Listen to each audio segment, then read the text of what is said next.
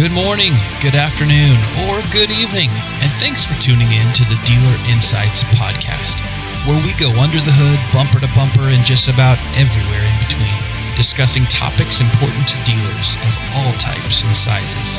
Your time is valuable, so thanks for riding along for this episode of Dealer Insights. Welcome back to another episode of Dealer Insights. I'm your host. Well, I guess we're co-hosting. Sean and Vinny, we're back for another episode. What's happened since the last episode? Digital Dealer went down. I was out there. I know you had a bunch of stuff come up last minute, so you didn't get to go. It was a good show. Yeah. It was really good. Talked to a lot of people. It was interesting because last episode we were talking a lot about customer lifecycle center, the concept of that. And I wanted to actually start this episode again, Vinny, of recall on your side of, what that kind of means, because it was really born out of some of the original, I think, architecture of like how BDCs were being put together and kind of what you've done with Strolid. So if you don't mind, like, refresh the audience again on kind of what that methodology is like. Why strategically try to be an entire life cycle center for the customer? Why that's so critically important? Sure. Yeah. Well, customer life cycle isn't a new concept by any means. Strolid didn't invent it, and when I think back on the original idea around BDC concept, I remember the idea of a BDC was to reply, but also to reach out to customers. And in the vast majority of BDC talk, online and training and trainers and, dealer groups, in the auto industry, they basically are really there to respond to incoming leads and calls for sales and to answer the phone and service, to schedule appointments, which is obviously extremely important. And this is why we mentioned on the last episode, it starts with a lead, right? Everything starts with a lead. Mm-hmm. So it makes sense that everybody has kind of like looked at it and said, oh, let's conquer this. And I think what was really, I think in the industry, lead handling is very undervalued. I think people think it's easy. It's very complex.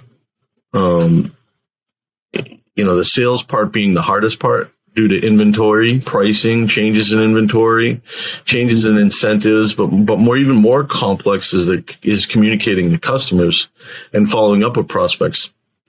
I kind of compare it to a spider web, but this is a lot more work than's understood unless you've actually lived lead management like we have for as long as we have, right? So I don't want to make it sound like it's brain surgery, but there is a complexity to it. If you haven't done it before, you have sales managers and, service managers like, well, you just got to pick up the phone, right? Yeah, okay. But they have lots of questions, and your people need to know how to answer those questions. And there's a tremendous amount of training that goes in. Sean, I recently looked at an old blog about somebody asking for a good or outsourced BDC, and man, all these BDC people that work in dealerships all around the country just like bashed the idea of outsourcing, saying, oh, they could never care about your customers. They could never really do it the way we do it in-house and blah, blah. And of course, they don't want even to consider that might be an option.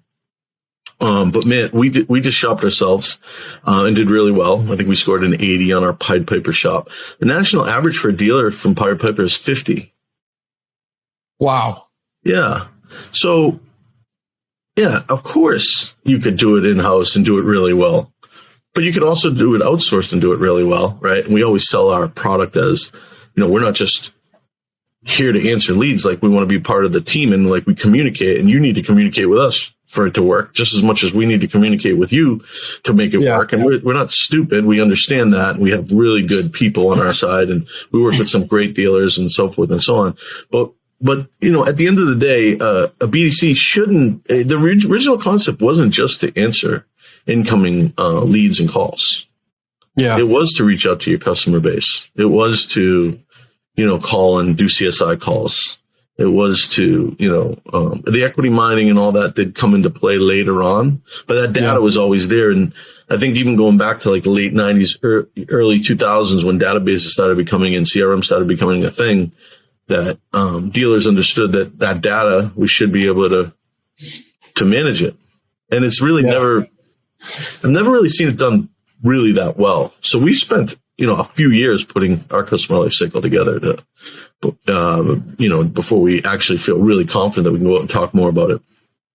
As a guy, we've both been in this, for about the exact same amount of time. Like the internet, we were there in the beginning of all of it. You on the retail side and me working for a big, lead provider in those days. And it makes sense to me we're veterans, and there's a lot of people in our industry that are not, they've been in it for a few years, 5, 6, 7 years. And I'm like, that's cool. That's cute. It's all great. I'm all for new people coming along as well. But the perspectives that come from experience, I think, are some of the things that are actually points of value in our industry right now that, cannot be taken for granted. And I think some people, they'll listen to a podcast like this and we're talking about leads and how are you handling leads and how should you approach that. But the reality is the internet immediately created an addiction to leads for dealers, right? It was a fast, easy place to get all these people who wanted to, for the most part, be anonymous. There's a better way.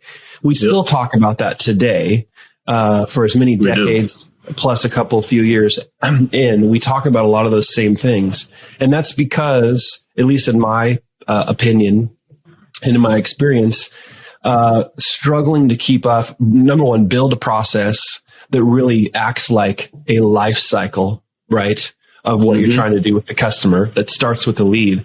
And, for people that are listening in, one of the things I think it's a really good point of distinction is there are consumer journeys and customer journeys that really take the person from, where were all the different points of media that influenced, then you went to do a search on the internet, and then that took you to this next place. And then we can, through attribution modeling, look at all these different places where somebody went, and we could take all their consumer data and we could map out this journey.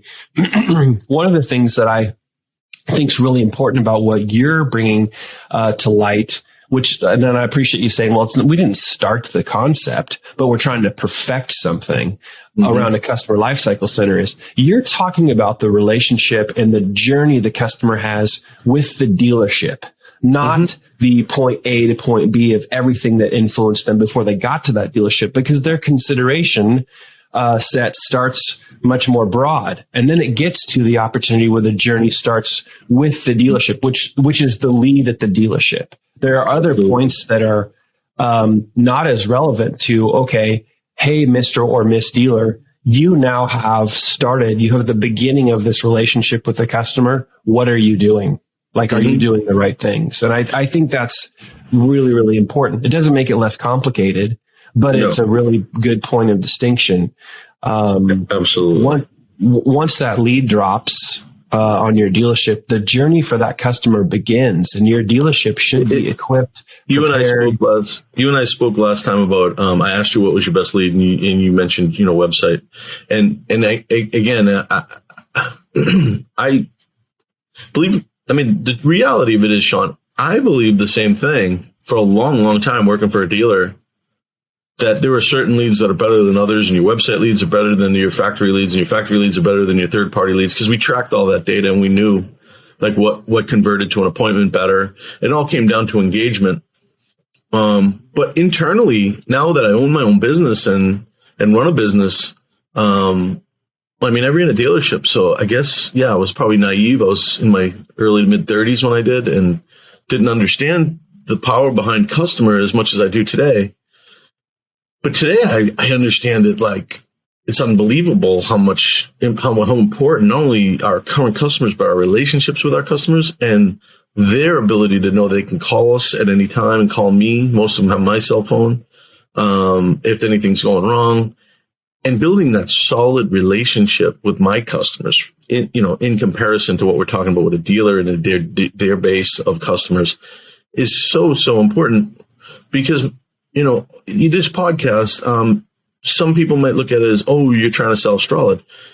Not really. We don't have trouble selling Strolid because of the relationships we have. And our best lead comes from those customers. I mean, I got 2 leads in the last 3 weeks from a dealer of mine that talked about us in his 20 group meeting. And it's because we took care of them. And so the idea behind a customer lifecycle is, okay, we're answering leads. The incoming call is with service, you just pick up the phone and schedule, right? That's what people think. Don't get me wrong. There's a lot of complexities with service as well, but it's far less complicated than the sales side of BDC. Yeah. But with that said, we do that. We spent the first 6 years understanding and building tech and building process, and improving on our process, improving on our training, improving on our hiring, and improving on our recruiting, because the sales BDC inbound was so complex, building on our communication with our dealers. And now we're like, okay, we feel like we're not perfect, right? But we feel like we got that down, and that's the hardest part. What's next? Making calls was obvious, and the rage, the pandemic that was raging the first year, really kind of fast forwarded us to these thoughts. But that's really how we got to the customer life cycle. Is like we dealt with the hardest part, and then the inbound service was next, and now we have other touch points that we think are really valuable to a dealer. Yeah. Well, I honestly think that we fast forward through a lot of the blocking and tackling, the 101, all the prerequisites all the time, as if we've gotten so perfect with handling leads, with just process. And I see it all the time. And you know who I see talk about it most of the time? I see people like Jason Rice, people that have been in it for forever, like that are talking about you cannot fall down on strong and solid processes, right? And so the reality is that even in this podcast, for some people, if it feels promotional, every podcast offers something. This particular one offers insights, right? Mm-hmm. And a lot of it is coming literally from the subject matter expertise of, a couple of people that have been in it for a long, long time. So but it doesn't change the fact that what we're talking about is absolutely still as relevant today as it was in 1999.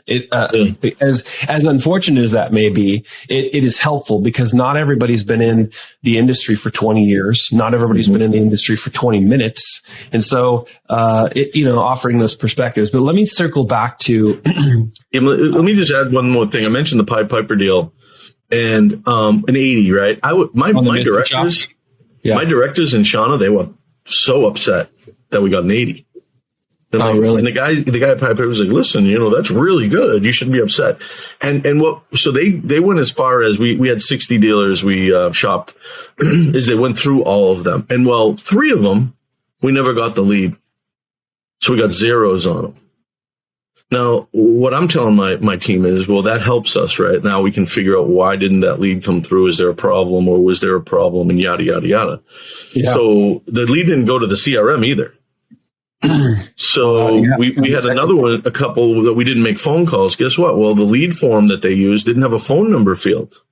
So they marked us down on those. So to be perfect, and when I talk about complexity, I'm talking complexity, my man. It's with all this technology trying to communicate all together, it makes for a very complex flow, and the process, even as perfect as you try to get it, you're gonna fall on your face every once in a while. I just wanted to add that because I didn't want to make it sound like, we got an 80. I was upset too, and then we drilled into every single shop and found out some of this was out of our control. Well, that says a lot about your approach to the value that you try to offer into the industry, because you're literally saying we're going to hold ourselves accountable to the same standards that we think dealers should. Yeah. That's for anybody that would be like, well, are you guys, is this legit or what? You're literally saying we hold ourselves to the same standards that we encourage dealers to, which is awesome. So let me ask you this question. It is more complicated. And I want to, in this episode, kind of explore a little bit of the value of leads and really how dealers have been treating them and perhaps rightfully so, has been a little different here during the pandemic. But before we get into the kind of some of that, I want to lead you in that direction. Why do you think it's more complicated now? I mean, it is, but it's not a new thing, and there are some complications. Why do you think that is? I mean, I could guess a few, but I'd like to know your perspective on that. You mean, yeah, so the sales BDC being complicated, I compare it to like a spider web, Sean. So again, if you talk to somebody that never worked in a real sales kind of lead handling, business where you rely on leads to get appointments, to get sales, then you wouldn't probably know. And I hate to say that about salespeople on the floor, but most car salespeople on the floor, the BDCs exist because they're not actually working leads, because they're trying to sell the customer that's in front of them, right? So one lead could result in an appointment that shows and buys. In other words, a lead comes into the CRM, Sean. It's Sean Rains. I call you, I email you, I text you, you pick up the phone, I have a nice conversation with you, and I book an appointment. You come in and you buy. That's the less complex version, right? Yeah. Most leads have multiple touch points. The vast majority have multiple touch points. We track about 8 touches per lead on average, we're from the customer touch points, meaning they're reaching out to us on average 10 different times before they come in. Each touch needs to be timely, and the customer expects answers to tough questions, right? That's what makes sales so complicated, right? What creates even more work are leads that don't respond. And that's what I've been trying to get through to dealers for 2 decades now. It's like nothing bogs down a BDC than a whole bunch of non-responsive leads that they got to constantly call and email and follow up on that are not responding. It creates a ton of labor and work, but it's just not necessary. We call them unengaged leads. These require sophisticated workflow, calls, text, emails, all of them, these unengaged leads. And we do that for our dealers. We implement that workflow to reduce the complexities that are involved. Because a lot of times we walk into dealers' CRMs and we find workflows that are just, there's like 3 or 4 that overlap with each other because the previous BDC manager put in a new workflow and didn't consider the old, and then the salesperson's workflow interferes with the BDC workflow. And next thing you know, you got a whole mountain of tasks that, the dealer looks at it and says, oh, no one's doing follow up, when in reality, it's Sean Rains in there 4 times, and it's showing up for a salesperson that doesn't do his workflow and stuff like that. So it gets really, really complex, and to manage it is very, very, very difficult. But we spent 6-7 years perfecting that, and we're still not perfect, but we have a really, really good flow now. Our dealers love it. We have different options where we can do a 1 day, we can follow up for 3 days, we can follow up in our entire package up to 10 days on calls. Anyway, my point is the goal is to try to engage with a customer. On service, you just pick up the phone and you schedule an appointment. The tough part about service is like, what's your recall? Do you have parts for the recalls? If someone's calling in on a recall, do you have loaners? Do you have, what is your warranty process? All kinds of different things, that we need to know, but we do a great job of getting all that information prior to launching pricing. We ask for top 20 prices, for services that dealers offer. So our advisors have that information at their fingertips when they're talking to customers, but there's no follow up on the service side really, other than maybe, following up on a missed appointment, right? Yeah. The follow up in the workflow is what really complicates the sales BDC. Do you find that a lot of dealers have old workflows, meaning they don't even have a workflow that's specific to somebody that would prefer to communicate just through text, or they want to communicate maybe through social, maybe they came through Facebook Messenger? I know my own answer to this, but I mean, you're the pro here. I mean, do you see a lot of dealers that have very, very outdated workflows? When you talked about process a little while ago and how, process is so important, frankly, it amazes me how many dealer CRMs are jacked up. And I actually used to wonder why they even pay for them. Some of them. Like, and really the reality is so the leads go somewhere. Because if they didn't have a CRM, where would the leads go? Right. And it's sad. I would say 20-25% of the CRM gets utilized in the dealership. A lot of times the dealers love the desking tool. Problem is you can't desk a deal unless all the information is in the CRM. So a lot of times, salesperson takes a customer. He knows he has to have the customer in the CRM in order to work a deal, or the desk will get upset with them. So they will put it in manually, and not even recognize that customer already exists from a lead that was submitted, or that was a past customer of ours, and they just duplicate the file, and all kinds of crazy stuff like that happens within dealerships. And dealers want things easy. And one of our taglines we came up with last year was we'll make your life easier, because they know that all this stuff should be done, but really, what do they want? They want to sell cars, right? And all of this stuff a lot of it is minutia, by the way. You got to press a button and click a box and put the right date in and save it. My people here, I can honestly say, know every CRM there is out there that we want to work with, because there's a couple that think they got it all figured out and don't want to integrate and stuff like that. Luckily, they're very small. But we got APIs on all the big ones now, right? You guys have Event Solutions, Dealer Socket, now Techion. We just finalized our API integration with Techion. And Reynolds we work with. We're talking to ProMax a little bit, but anyway, the reality of it is we don't need a ton in terms of integration. We just want to make sure the lead comes to us as well as it comes to the dealer. So we have a copy of it in our system, and that way they not much of a tangent question, but a little bit of a tangent question.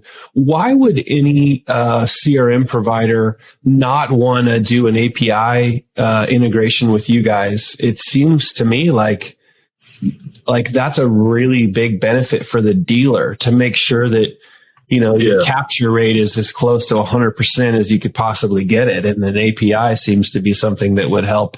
Well, they want in their mind.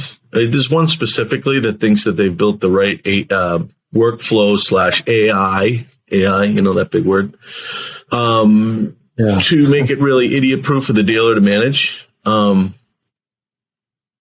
just not buying it. It's very complex, and there are going to be challenges with those AI programs like we've seen. The other challenges that I learned this a while ago when I started getting involved in technology, and there's open and closed source systems. People that are closed are typically fearful.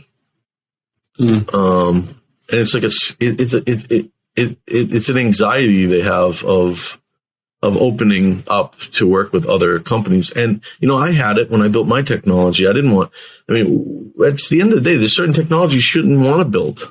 It's too complicated. Yeah. Or it takes your dev team away from what their core is to try and work on something that isn't in your core. There's so many different variations of technology out there that when you're closed as a CRM company, and I come up with a really great idea, Sean. I had a CRM company tell me it might be a year or more before we can even talk about integrating with you, because we have all these different agreements with OEMs. And I'm thinking to myself, well, by the time you get all this settled with the OEMs, someone else is going to have invented something that you don't have time to invent, and now you can't integrate with it. But these other companies like eLead and Event Solutions and Techion and Dealer Socket can just let them plug in and do what they need to do to help the dealer. What's interesting about that is we've got so much going on with OEMs or whatever. Is the OEM cares perhaps more about how the dealership is taking care of the sales opportunity, the customer, right, than any of the rest of it. So if you were to go and if you were to sit those three parties down, right? You, OEM, said CRM company that's, the OEM, whatever. And you would ask the OEM, hey, would you want these two things to work together to make sure that your customers that are interested in buying your products are having a great experience and all the data around what happens with them is captured? So you get all these takeaways. The dealer gets it. You guys would, because I know there are certifications for the CRMs by the OEMs, right? Like, so what does the OEM care about? From the old days of stop the clock, right? We want to make sure that everybody's getting a good experience, even though. Well, I think they would appreciate an 80% Pied Piper score instead of a 50. And again, That's on average. We had a lot of 100s. Exactly. The dealer's going to want the OEM is going to want that. It seems to me, I guess that just to me feels like a very, very flimsy argument or excuse of not wanting to do something that all these other major CRMs have already done with you. It seems like that's a missing piece, because I would think that the OEM would be like, absolutely, we want more of that, right? Mm-hmm. You guys have had conversations directly with OEMs where they're like, yes, thank you very much. Right. Mm-hmm. I think you have a couple of OEMs that even hit the co-op button for you guys. Yeah. Isn't that right? Mazda, I think. And yep. We're currently working with Toyota a little bit. Ford likes our BDC offerings. I think we're going to have a chance to talk to General Motors soon. So at the end of the day, Sean, the integrations, the technology, it's to make my job as a salesperson or as BDC salesperson, my job less complex, so I can just have conversations with customers. Simplify. That's all we want to do. Yeah. Yeah. But if you forget to press the button here, or you forget to do that, and you didn't stop the clock because you made a call and you didn't send an email first or whatever, and it's just craziness. We've created just a giant spider web of even more complexity. And Strolid's trying to unconfuse all that, right? Like unwind all that and make it more streamlined. And we're doing a great job of that. And, the CRM companies that we work with, is awesome. Thank you. There are things that we still need that they didn't put into their APIs and stuff, but the fact that they're willing and open and that wasn't always the case. So it's starting to open up. And so the ones today that are saying, oh, we don't need anyone to integrate with us because we can do it all, is stay away. Right. That's a neon, blinking sign. Stay away. Because eventually, within a few years, they're not going to be able to, technology changes so fast, Sean.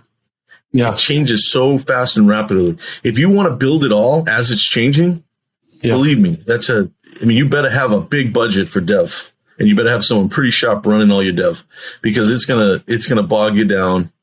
And before you know it, you're going to have dealers going, well, I want the Strolid app. Well, you can't have it because ours does everything. Well, how do you claim that? You know what I mean? How? Yeah, no kidding. I'm with you on that. That's, And that's what it is. The API, you go into the marketplace for eLead and there's a Strolid app. Same with Vin Solutions. They just approve it and boom, we're now, integrated. Rolling. Well, that's good. Well, I got another question, kind of taking us back to the lead. And really, the last couple of years, I guess we're getting close to 3 years. Is that right? Yeah, this March will be 3 years, right? Crazy. It has been crazy. It's been brutal for a lot of different reasons. You know me too well. I would love to get into some of the science and the politics of this, but we'll leave it off the podcast. Relative to the industry, leads, do you think they've been as important this last couple of years? That's a great question, Sean. So go back to March, right? Dealers shut down for 2 or 3 months, especially in big metros. In 2020, in the Northeast, and so we didn't sell any cars really for a couple months, and it was scary, as everybody knows. We don't have to rehash that. And then that turned into a boom. I was one of the first people I had a call with one big name in the industry runs a big dealership. Another one's an industry like analyst. And I told them that this is going to come back strong. And they both disagreed and thought it was going to be a slow recovery. And how we knew that it was going to come back strong, which it did that summer, was because the lead volumes kept increasing. Because people were sitting, and then people were like, "Whoa, the people are sitting at home and they had nothing to do." No. If I'm sitting at home and I got nothing to do, I don't think I'm going to be shopping for a car unless I need one. We saw a ton of leads starting to pile up. Anyway, so dealers are sitting on inventory, but the manufacturers weren't building cars. So the inventory they had, they kind of, hindsight, I'm sure a lot of them was like, well, we shouldn't have, really given all that away and try to hold gross back then. But anyway, they started selling cars again. And then obviously the chip issue became an issue, right? A big focus, a focal point. And, in terms of shortages, I mean, it wasn't just cars. I mean, it's food now and, housing. I mean, there was a shortage of housing. That's starting to loosen up. And what we're starting to see now is things starting to loosen up. But over the past years, I think leads have been an afterthought for at least the last year, if not last year and a half. Not for the customer, though. So Strolid is still seeing customer demand via lead. The dealers just had no cars to sell. Mm. So, yeah. And listen, I'm not blaming the dealers. Like, if you're in a situation where, hey, the highest bidder gets the car, great. It's interesting, though, that we've seen more leads coming in out of COVID and people were trying to buy cars even when the pandemic was raging. That turned into a supply chain, new inventory shortages and all that. The reason for high lead volumes was right now is no inventory. Mm-hmm. The reason for high lead volumes before is people, this is some serious pent up demand. So I think when inventory comes back, and when you're selling 12, 13 million new vehicles a year, when you're normally selling 17, 18 million, there's a whole bunch of people that are holding out. But customers are looking all over the place right now for the right vehicle that actually need a vehicle. Yeah. And dealers they don't need to entice them with discounts or incentives. The opposite has happened. Some dealers have gone well above sticker on certain makes. And the auto industry's, as the auto industry turns, as I like to say, Sean, it's something new every year, it seems. But the last few years have definitely been crazy, to say the least. Especially this past year, dealers are making more money than they ever had on the front end and on the back end. Yeah. And, it's going to be interesting next year when inventory is starting to come back, especially on the trucks, SUVs, not so much on the EVs and the economical vehicles. But overall, what do you do now that you got a customer paying $30,000 for a vehicle with a sticker price of $25,000 in 2 years when they come in to trade it? Yeah, that's a great point. It's one of the things I've been thinking about a lot over the last several months is the economics. This industry is so resilient. It's like, okay, put a problem in front of us, we'll figure it out, right? Cash flow clunkers, whatever it is. Just an amazing industry. But the pandemic has caused a lot of things from a financial perspective that I think it's going to be really interesting to see how the fallout happens. You're right. I think that leads have been really afterthought, less important because of the fact that the demand is so high and the supply is so low. Dealers are not. if you're a vendor going in to say, hey, we're going to help you get more leads. They're like, I don't need any help. Right. Sure. I got 5 people in line to buy this one vehicle that I'm still not going to get for another 7 days. We spoke about my buddy last time, who had 1,000 leads and 600 of them coming from some third party that I told him, like, why are you paying for that? I sold, 14 cars. Well, let's look at them. Well, like 6 of them were like Siennas or something. And 3 of them weren't even in his market. It's like, you would you have trouble selling those Siennas without those leads? He's like, no way, I can't get a Sienna. So it's like, yeah, that's the kind of stuff. And it makes sense. It makes sense, but some people are out there still buying leads when they don't have inventory, when they should be spending money calling their customer base, trying to get them into for service, trying to find the right customers to buy their trades from and things like that right now. And a lot of dealers, Sean, did pivot and adapted to find new ways to acquire vehicles instead of looking to sell. And they adapted well, as they always do. Dealers are very resilient. When you talk about them not doing the workflow, I mean, I'm one of them. I hate tedious stuff, just like they do. That's why their workflows aren't in order, and so forth. Like, I have a team here that keeps me in check, because I am a sales guy. I am an auto dealer, and I move fast, and I don't have time for the minutia. So that's why I invested so much in technology. Breaking news on the podcast: Vinny Machichi has a team of handlers. Yeah. They're great too. Thank God for them. I do this on the cross. No, I'll tell you, a lot of what you're sharing makes me think of like your concept around the customer life cycle center. It's like there's two halves. One half is the fixed side, and the other is variable ops, right? Yeah. And when you have the things going on around variable ops right now, it makes a lot of sense to put a focus on your fixed ops side around service, around parts. You don't have to kill all of your marketing budgets. Actually, you spend half of what you would spend trying to generate vehicle leads or vehicle sales opportunity leads, and spend that in, your service department and making we've talked about this a little bit before. It's going to continue to be a huge topic, but it's that customer retention and service retention piece. It's okay when you're in a market like the one we're in right now to make sure that you're keeping those people rolling through your service department, because when inventory rebounds for whatever your brand is, some brands are going to recover faster than others. Yeah. But when it starts to recover for you, that's where your sales opportunities are going to come from. Yeah. A lot of them through your service drive. Sean, selling has become easy for dealers this year. And I always say, just if something looks too good to be true and is coming at you really easy, ride it as long as you can, but expect it to end. And it's going to end. And this one might end a lot harsher than some of the other downturns in the economy, because of all these people that are buried in trades, because of all these people that are buried in homes, because of high interest rates. People can't afford payments, things like that. That's all scary stuff to some people. And I look at it as opportunity, right? When demand is high and supply is low, you can name your price pretty much. Yeah. Especially EV hybrids and economical vehicles. You don't need a salesperson to sell those. Yeah.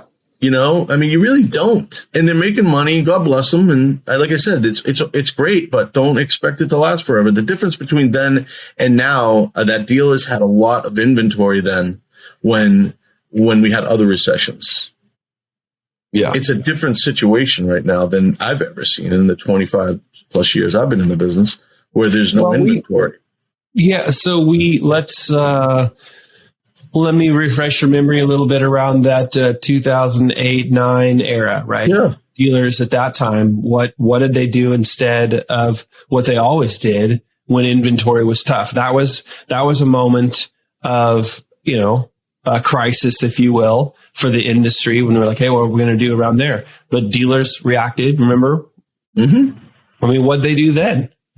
So it's interesting, right? What we did was we cut back on spending on advertising, because frankly, there weren't a lot of car buyers out there, and you're spending all this money, not on advertising, I shouldn't say that, on leads, on buying leads. And we spent all of our money, as you know, because I worked with you when you were with Reach Local, at building out our websites and building out our SEO, paying for search, and driving traffic to our sites, giving people a reason to call.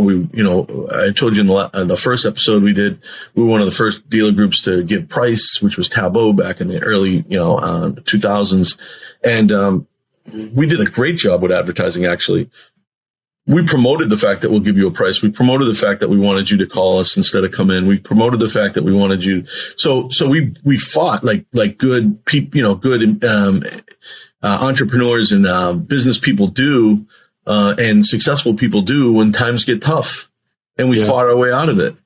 And it made me a better person. That's one of the other things about downtimes. It makes you a better person because you work, you see what's important. You don't take things for granted, and you work really, really hard through it. And if you can do that, you never have to worry about losing your job. Right. The people that have to worry about losing their job are people that just sit back and go, oh, it's coming to an end. Now what do I do next? Where can I go and try and replicate my income because this easy gravy train's over? They're going to bounce around, right? I've had 3 jobs in my life, Sean. 3, and I'm 52. So, at the end of the day, dealers are resilient. Good ones will last. They have nothing to worry about, but they have to adapt. And we did that right here.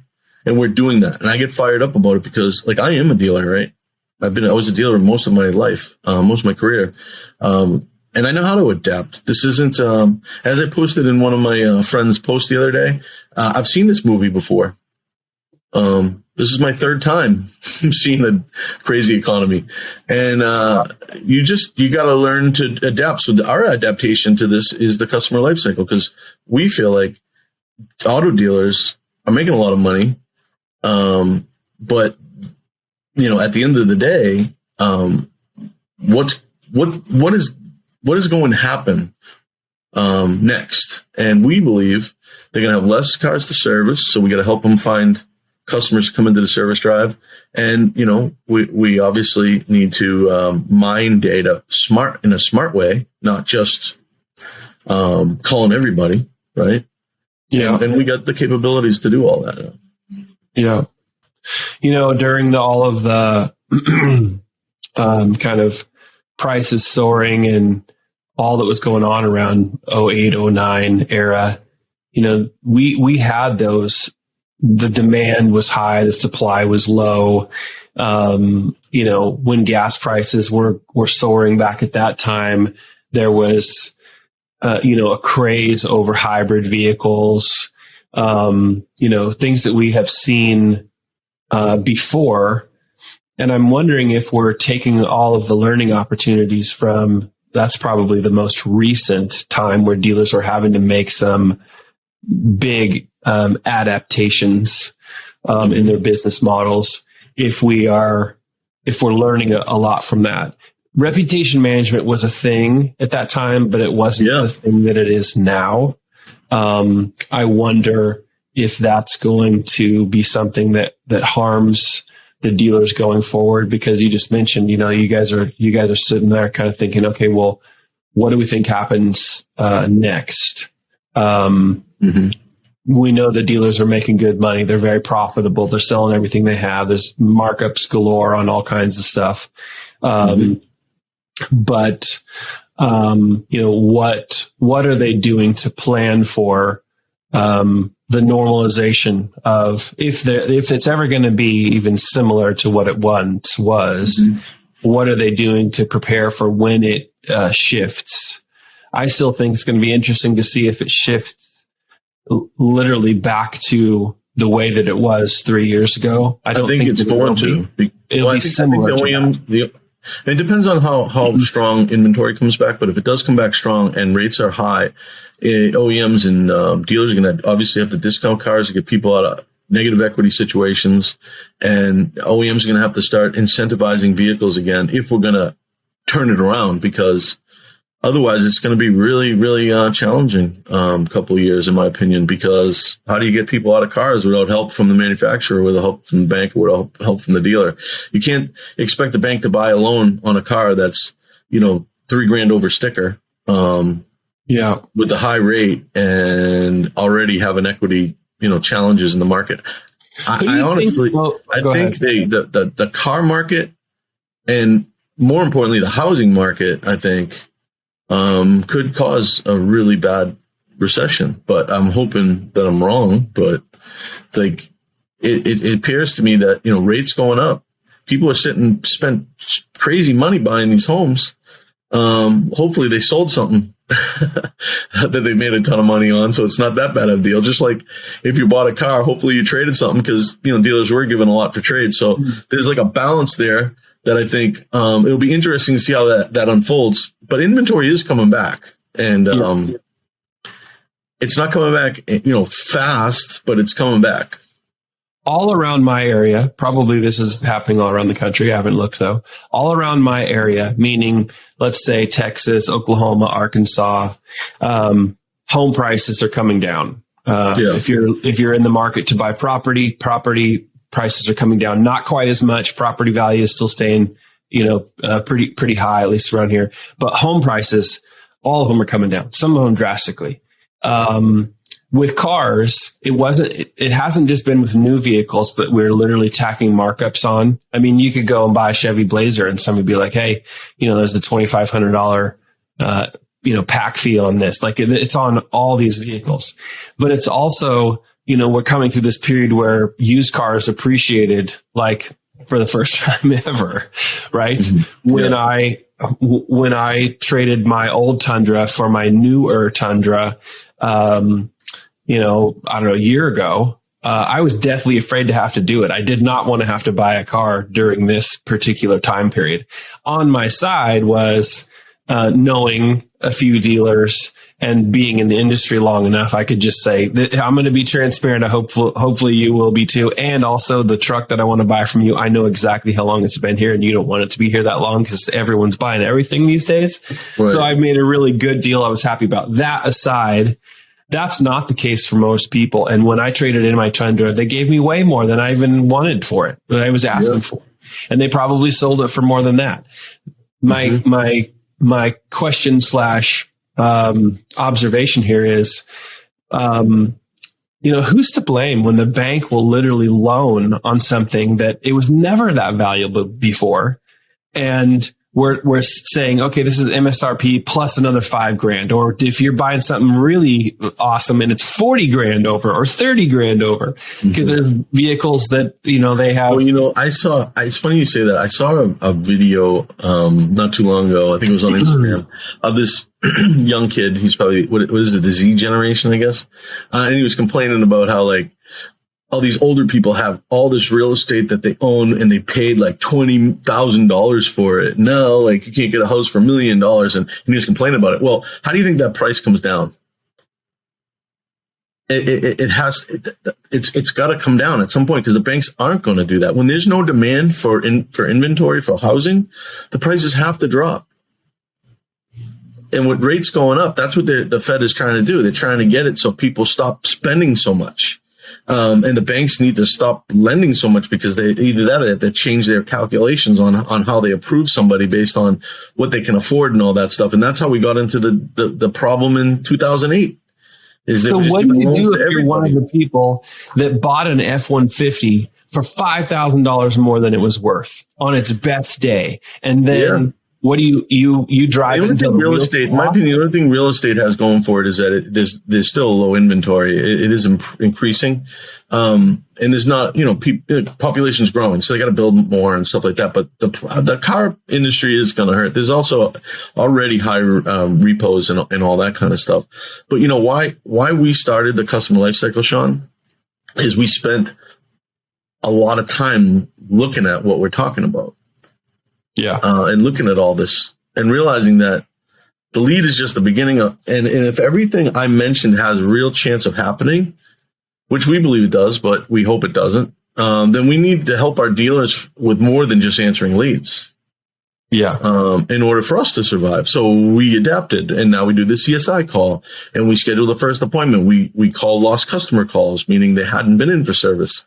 We do conquest campaigns if they want. And by the way, we're sending an email, a text, and we're calling recall campaigns that bring in revenue that way. Smart equity mining. Because again, if what we're saying is going to happen, right, Sean? Then there aren't going to be too many people in equity in a couple of years. But maybe we can find some that we can help our dealers. Vehicle buybacks and more, right? Like the whole customer life cycle to me means you see your customer as very important. Your customer should be all that's important to a business owner specifically. Your salespeople probably don't care about the customer as much as you do. Obviously they don't if you're an owner. Hopefully your GM cares about your customer as much as you do as an owner. Your customer is what's important. And I think through the good times we've seen, it's going to caused us to lose sight of how important the customer is. And I'll give you one quick example. I had a friend of mine said that he just told me this Saturday, he drove about an hour away to go look at a vehicle. And the guy basically just threw the keys to him and said, if you want it, that's the price. And he's like, I did want it, but I didn't want to buy it from that guy, is what he told me. And that guy is thinking, it doesn't matter if he doesn't buy it because someone else is going to come by and buy it. Yeah, there's 10 people in line. That's going to change. Imagine what happens, though, when that changes. You can't do that anymore, or you're going to go out of business. This is the thing that always frustrates me about, this is a thing that frustrates me about our industry, especially the retail side. And listen, I'm one of those people who is like, I'm more like, love dealers more than cars. Like, you've got the other guys out there like, love, people more than cars, whatever. I'm like, I love dealers more than cars. So this is coming from somebody, and I know your heart's in the same place. I love dealers. Like, that's all I want to help. All the things that I do, I hope that they have end result is helpful to dealers. That said, we have been talking about this since the late 90s, that the internet, gave us the tools to become we're better. We're treating customers better. Like, we're doing this. And in the beginning of all things internet, that wasn't true. It was a new mousetrap for dealers to get leads, get people into the showroom, get them into the F&I box, beat them up, make the deal. And then we realized, oh crap, social media. Oh crap, like reputation management. They're saying things about us on the internet. We better be nice. And so it's like, okay, let's be nice. And some dealers, and I mean only some, have figured that out. But all it takes is a pandemic, which everyone's literally scared out of their minds. Like, what do we do? How do we live? Tell us what to do. Science, and they're still buying cars. But our industry, way too many dealers take advantage of it. And then stories like what you just said, your buddy drives an hour out of his way because he's like, I want this vehicle. But the guy who represents the dealership, it doesn't matter if he owns it. It doesn't matter if he's the dealer principal. He represents that dealership in the beginning of the customer relationship, and he's literally killing the customer relationship. The first opportunity he gets, here's the keys if you want it. It's this price. It's no negotiation. And your buddy says, what? I really want the vehicle, but I really don't want to buy it from this guy. Did he buy it? No, he didn't. He walked away. So if that guy would have been super nice and said, hey man, I really appreciate that you drove so far out of your way. And to be honest with you, I've got like 10 people in line. Let me just tell you, right? We haven't skipped a beat here in my company. We're focused 100% on the customer experience. We're focused 100% on making sure our people, like one of our sayings to work here is, we don't hire people and train them to be nice. We hire nice people. You know that. I know that. And so if you're not nice to a customer, you can't work here. Period. Yeah. I don't give a crap how much experience you have or how good you think you are. If that's my pet peeve, if someone's upset, that's why I laugh at these internet forums where they say, oh, you can never take care of your customer, the way you can internally. Well, you haven't worked for me or Shauna or Derek or Anthony or our training team, like, cause they're on it every day. My dad, they call him Papa. Like, he listens to calls all day long. Right. But I mean, the one thing I would like to just say to wrap up all this talk is, to your point, Sean, I love dealers. But you want to know a little secret? I don't need every dealer in the country to have a good business. Right. I want dealers that get it. Yeah. That understand how important what we just talked about, how talking to your customer, how important it is. Are we perfect? Do we screw up with a customer once in a while? Sure. Find me a perfect sales team. Go ahead. Yeah. I dare you. It doesn't exist. But we don't need every customer. There's 18,000 new car franchises. We have 140 that we're working with right now. Frankly, I don't need a lot more. At the end of the day, I want to work with dealers that want to innovate and want to be cutting edge and adaptive to different things. And we like the challenge. We like the competition. There's a lot of BDCs out there, Sean, that claim that they're the best or the biggest BDC in the country. I mean, they're popping up all over the place. I just hope they don't give us a bad name if they don't handle it the way we do. And I'm not saying they don't, because I've never actually worked for one of them.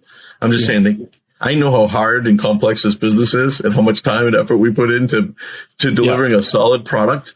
That how could you do it in a year and claim to be like us? Like, it's. Well, I mean, you and I both know that some of those business models are really, that's kind of the sweatshop to kind of say whatever it takes to get the customer in front of the dealership, or, it's their mechanism to get them in, right? And at all costs, sometimes including the dealership's reputation. You know what? It's actually funny as I'm saying it and hearing you, like, when I get a dealer principal or a GM on the phone and we explain everything that we do, they're not a dealer principal or general manager because they're stupid. Right. So, some of them are like, oh, what's your price? Like what we charge. And it's like, okay. Yeah. Like it's so funny. Dealers, like, they get mad that they get beat up every day. So they beat up every vendor that calls them for price. But my answer is really simple. Well, there's lots of cheap BDCs out there. Yeah.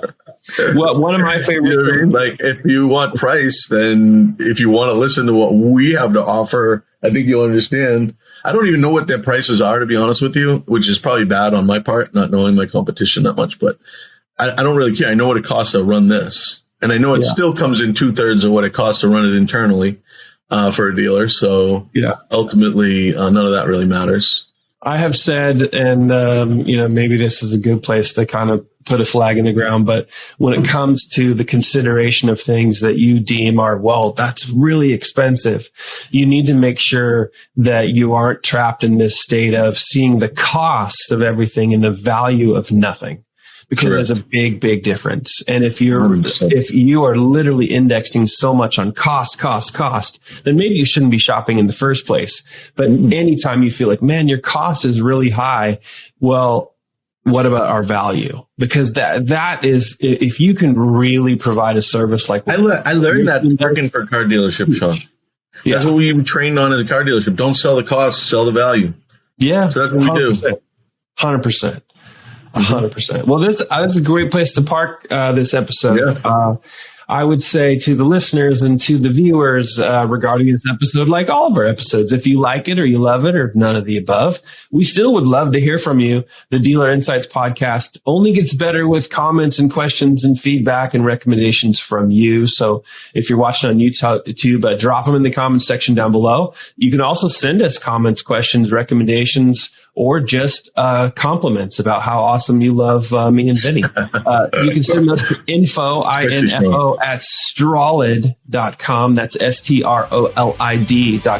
Until next time, stay strong and solid, and you'll never miss.